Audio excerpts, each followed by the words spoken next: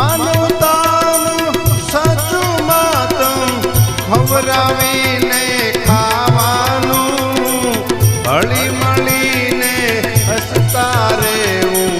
હળી મળીને હસતા રહેવું જન્મા